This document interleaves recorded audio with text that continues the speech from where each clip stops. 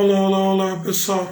A reflexão de hoje a gente vai começar com uma pequena ilustração, que é a seguinte: já aconteceu com você em alguma vez você ter todas as condições de estar procurando um lugar, ter ferramentas, ter as informações adequadas e mesmo assim você não encontrar e se sentir perdido? Então, guarda essa pequena reflexão inicial que daqui a pouco tudo vai ficar mais claro. No contexto, né, do texto de hoje, é aquela situação quando Jesus está explicando a questão de quem quer ser discípulo, que negue-se a si mesmo, tome a sua cruz e o siga. E mais para frente que ele falou isso, ele falou assim, ele lançou duas perguntas, e são as seguintes: do que adianta ao homem ganhar o mundo inteiro e perder a sua alma? Ou o que o homem pode dar em troca de sua alma? E a partir daí a gente começa a refletir em certas coisas, né? O contexto como um todo e a parte específica, né?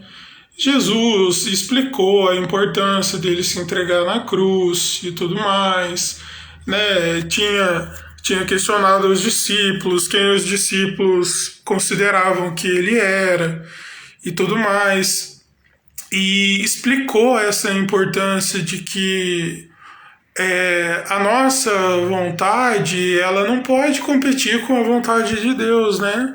Quando ele fala assim, olha, se alguém quer ser meu discípulo, negue-se a si mesmo, ou seja, tá implícito aí, ó, seus desejos não vão combinar com o reino de Deus, porque, né, nossos desejos são maus, são egoístas, são perversos, são arrogantes, são gananciosos. Infelizmente, a gente não gosta de ouvir pregações que relembrem a nossa verdadeira natureza pecaminosa, mas essa é a verdade, sabe? A gente não pode se esquecer disso, porque se a gente se esquece disso num determinado ponto, a gente realmente vai esquecer o que foi feito naquela cruz, sabe? Tem muitas pregações modernas que prometem desempenho, prometem lucros, prometem que Deus isso, Deus aquilo, mas ficam colocando palavras na boca de Deus e esquecem do verdadeiro evangelho, sabe? Esquece do que realmente importa diante de Deus. E nessa situação não foi diferente. Quando Jesus lança essas duas perguntas, isso é provocativo, isso é confrontativo. A gente não quer esse tipo de coisa, porque o nosso ego se fere por qualquer coisa, ainda mais nos nossos dias, né?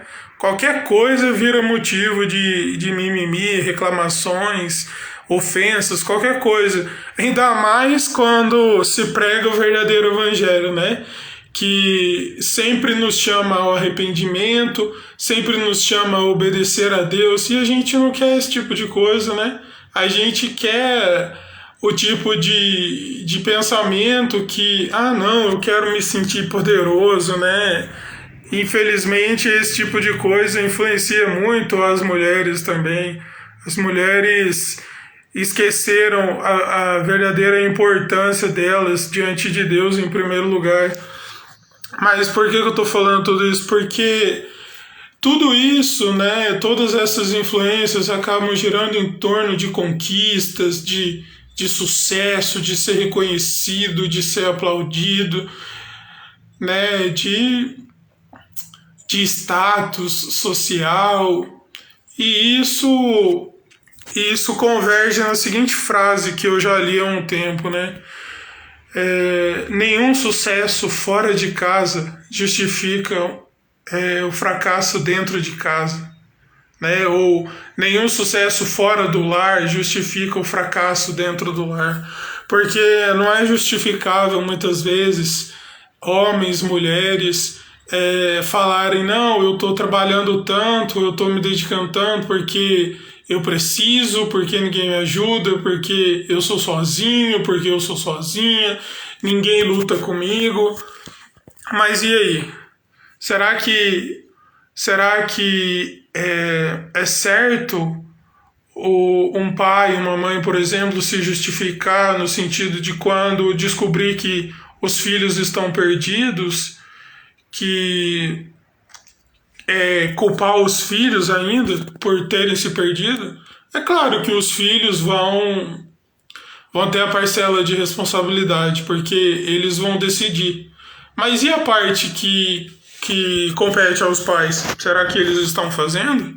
Será que eles estão cumprindo o que realmente manda a palavra de Deus os pais fazerem diante dos filhos? É muito fácil, muitas vezes, os pais se acomodarem no mandamento que os filhos precisam honrá-los e não cumprir a parte que lhes compete também.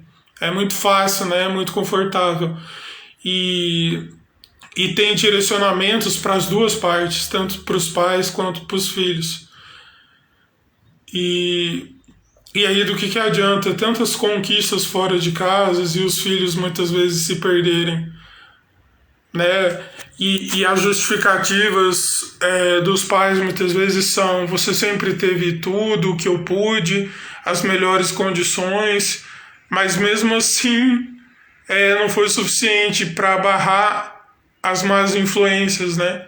Não foi o suficiente, questões materiais não são suficientes para impedir um filho de se perder, por exemplo. A mesma coisa os pais. Muitas vezes estão se perdendo no trabalho, numa vida corrida, vivem falando que não tem tempo. Aqueles que dizem que conhecem, né, os princípios cristãos continuam negligenciando a própria casa tantas vezes. E quem vai ser o culpado de tudo no final? Vai ser Deus, né? Igual lá na criação, quando Adão falou para Deus: foi aí a mulher que o Senhor me deu que me fez comer o fruto, né? Mas tudo isso culmina numa parte essencial. A gente nunca vai saber que está perdido quando o Espírito de Deus não convence a gente disso, sabe? Muitas vezes tem um discurso que já dura um tempo no meio da igreja cristã. Ai, venha encontrar Jesus e não sei o que, eu encontrei Jesus. Mas é como diz uma frase que eu li há um tempo, né? Quem me encontrou foi Jesus, não fui eu que encontrei ele, porque quem é perdido sou eu e não Jesus. Jesus não precisa ser encontrado. Ele nunca esteve perdido e nunca estará. Ele sempre esteve no centro da vontade de Deus e na humanidade o que nos ensina isso é a oração que ele fez. Se possível, afasta de mim esse cálice, né? Ou seja, esse sofrimento que ele iria passar da crucificação, mas seja feita a tua vontade. Ou seja, sabe?